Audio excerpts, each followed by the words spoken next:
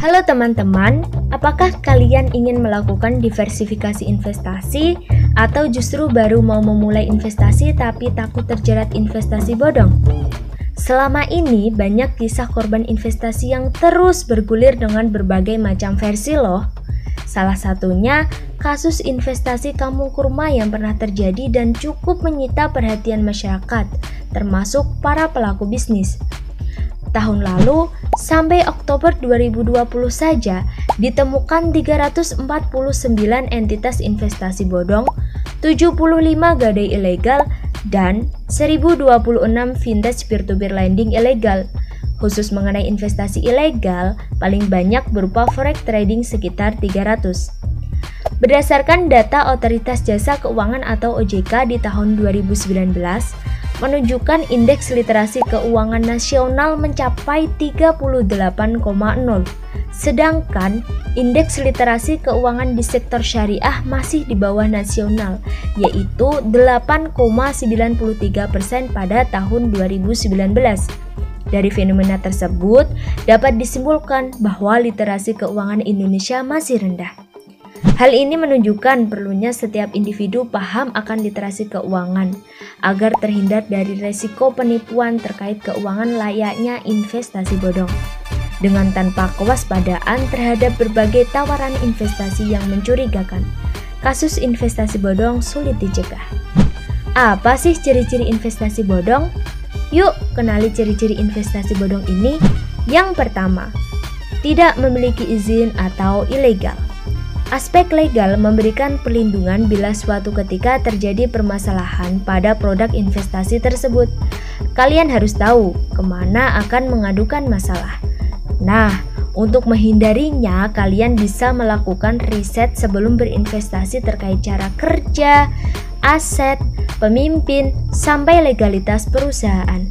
Dan kalian juga bisa memeriksa legalitas melalui website resmi OJK, melalui call center di 157 atau melalui email kewaspadainvestasi@ojk.go.id.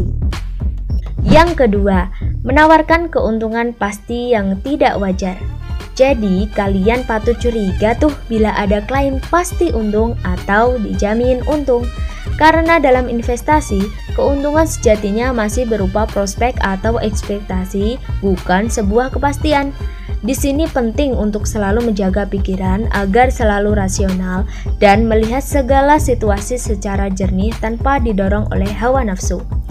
Yang ketiga, tidak memiliki aset dasar yang jelas. Nah, dalam jebakan investasi bodong, pengelolaan dana investasi tidak ada kejelasan kemana uang investor akan diputar dan bagaimana dana tersebut dikelola. Yang keempat, tidak ada transparansi risiko. Jadi, kalian harus waspada bila ada tawaran investasi yang hanya melulu membicarakan keuntungan tanpa memberi penjelasan yang transparan tentang risiko-risikonya. Maka hindari promotor yang tidak dapat menjelaskan rencana bisnis perusahaan ya. Yang kelima, bergantung pada rekrutmen investor baru. Nah, ini adalah ciri penting sebuah investasi bodong yang memakai skema Ponzi, di mana keuntungan yang dibayarkan pada investor sebenarnya berasal dari uang investor itu sendiri atau dari investor yang baru masuk.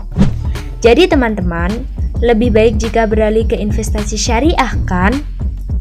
Karena setiap jenis investasi syariah harus menjauhi gharar atau pemberian informasi yang kurang lengkap, sehingga dijamin lebih aman dan terpercaya. Sebelumnya, teman-teman tahu nggak sih investasi syariah itu apa?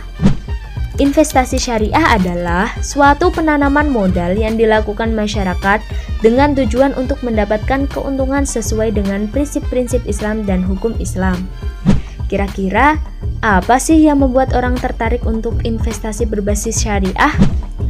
Alasan utamanya adalah mereka menemukan keuntungan yang besar dari semua itu. Investasi secara umum memang sudah memberikan keuntungan, namun investasi dengan label syariah jelas bisa memberikan keuntungan yang lebih. Tidak hanya untuk umat muslim, namun juga yang lainnya.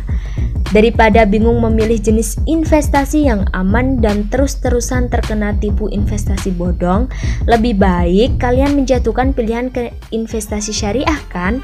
Karena 1. Investasi syariah menguntungkan dunia dan akhirat. 2. Manajemen investasi yang islami. 3. Terhindar dan terbebas dari riba. 4. Terhindar dari maisir. Dan kelima, terhindar dari gharar. Jadi, dengan adanya literasi keuangan syariah, diharapkan mampu meningkatkan pengetahuan masyarakat serta mengubah perilaku masyarakat dalam mengelola keuangan secara lebih baik, mampu dan cerdas memilih investasi yang halal dan menguntungkan, serta mampu mencegah masyarakat mengikuti investasi bodong. Namun, meskipun berlabel syariah, tapi tetap harus hati-hati dan pastikan sudah terdaftar di OJK ya. Ada baiknya sebelum berinvestasi kalian juga bisa bertanya kepada orang yang lebih paham, sudah memiliki pengalaman dan pengetahuan yang cukup dalam hal investasi, sehingga mereka bisa memberikan ilmu kepada kalian dan membantu dalam mengenali mana investasi yang legal atau bodong.